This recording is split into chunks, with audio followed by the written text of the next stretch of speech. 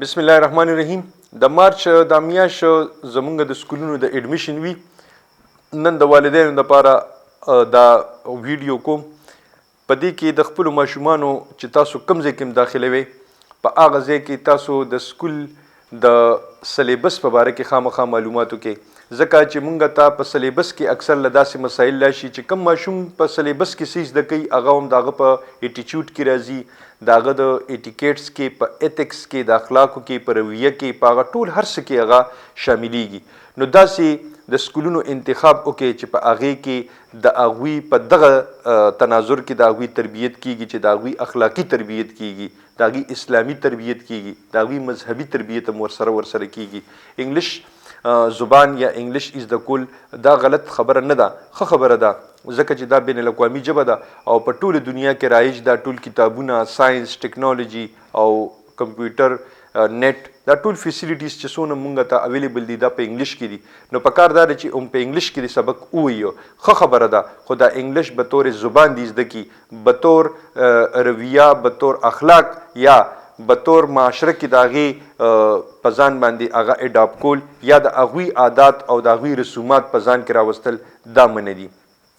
دویمه خبره په دې کې دا کومه چې څونه د سکول مالکان دي او د سکول پرنسپلز دي بشمول زما، زه په خپله پیل ځان ته ویم بیا نورو ته ویم، ځکه زه په خپل هم د یو پریویټ سکول مالک یم. نو زه په خپل هم دا ویم چې والدینو سره دې ځل په انتها باندې ګزارو کې، ځکه چې د مهنګایۍ چې دا کم لهر را روان دی او دا کم لهر شروع دی په دې کې د خلکو ملاګانې ماتې شوي دي. نو چې څونه حده پورې کیدی شي که په کتابونو په شکل کې وي، که د کاپو په شکل کې وي، که د ایډمیشن او د پروموشن په شکل کې وي، که د فیس په شکل کې وي، په کم شکل کې وي، والدینو سره مدد وکړي. هر ځل مونږ هم د دې والدینو نه ګټلي دي، مونږ دا خبره اپریشیټ کوو، مونږ هم دا خبره منو. نو دې ځل یې دې نه ګټو ځکه چې خلک ډېر په سختۍ کې دي، کیدی شي چې هغوی په ماشومانو باندې سکول هم پرېږدي. درېیمه خبره جي چې کله د سکول انتخاب کوئ نو د ماشوم د نفسیاتو په مطابق باندې د هغه د سوچ په مطابق باندې هغه دپاره نږدې سکول انتخاب کوئ چې کوم هم نږدې سکول وي. پیل سر کې چې پلی ګروپ نرسي یا کیجي کې چې کوم ماشوم داخلیږي هغې دپاره د نږدې سکول کوشش کوئ چې هغه نږدې هلته په سکول کې داخل شي. هغې ته به یو خدای چې والدینو سره به نږدې وي، مور سره به نږدې وي، که داسې څه خبره راځي نو مور به زر ورسېدي شي، ځکه د دې ماشومانو بیا ډېر پرابلمز راځي. څلورمه خبره چې د کوم سکول انتخاب تاسو کوئ نو په هغې کې د هغې د مخکنی ریزلټ، د هغوی مخکنی کارکردګۍ ته خامخا نظر ساتئ چې د هغوی مخکنی کارکردګي څنګه ده. هر یو کوڅه ماډل سکول چې کوم وي هغه داسې نه وي چې هغې کې به ستاسو ماشوم کامیاب شي. د ماشوم د کارکردګۍ دپاره د هغې د جانچ پړتال دپاره خامخا دا کوشش وکړئ چې په هغې کې ستاسو د ماشوم د ذهني نشوونما خامخا کیږي. والدین خامخا په یو ځل په میاشت کې د خپلو بچو د تپوس دپاره سکول ته ځي، د هغې د ټیچر سره د میلاویږي، په دې باندې به ماشوم باندې دا اثر پرېوځي چې یاره زما والد صاحب، زما والده دا راځي دا تپوس کوي، او پرنسپل سره یا د ټیچر سره د خامخا یو میټینګ کوي، د هغه نه یې تپوس کوي، د هغه نه د رای اخلي. د ماشومانو نفسیات چې کله پړو شي او د هغې نه پس د هغوی رجحان کم طرف ته وي، همغه رجحان طرف ته هغه له تلل پکار دي چې همغه سکول کې همغه شانت وله ایډمیشن وشي.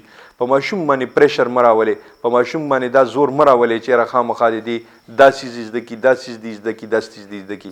د دې سره سره یو ورکوټ شانتي خبره پکې بله ایډ کوم. زمونږ په ډېرو سکولونو کې اوس د حفظ او د عصري سکول سیستم چې کوم دی دا ډېر زیات شوي دي اوس.